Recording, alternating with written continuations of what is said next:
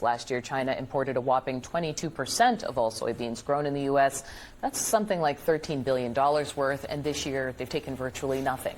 China has the hugest population in terms of what we export to them, and if they're not buying because we've f***ed them over, then that's really hard to get them back, and I think that's also a part of this that we can't ignore. I wanted to know more about this from the voice you heard there, Amie Rivers. She's the editor of the newsletter at Iowa's Starting Line. Good morning, Amie. Thanks for being with us.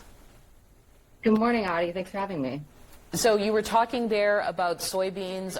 Are there other kinds of products that have either lost their market or been shaken that farmers are struggling with?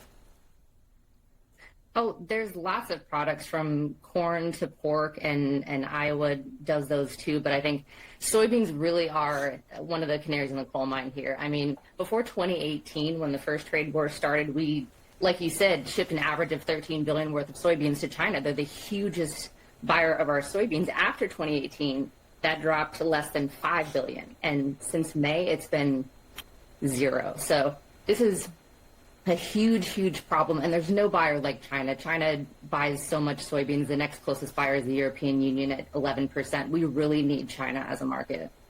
One of the reasons I wanted to do this story is because of what we're seeing, those images that trademark green, right, for John Deere. John Deere, which sells all kinds of equipment and tractors, is struggling. Can you talk about their struggles, even how it would compare right to the 80s when they went through a big labor issue?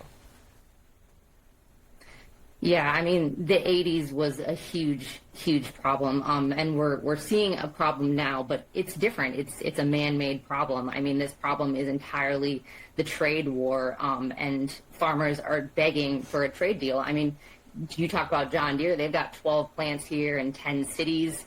They feel every bump in the road with their network of dealers and suppliers. It affects 20% of Iowa's economy, and I think that's true for a lot of farm states that are affected by this.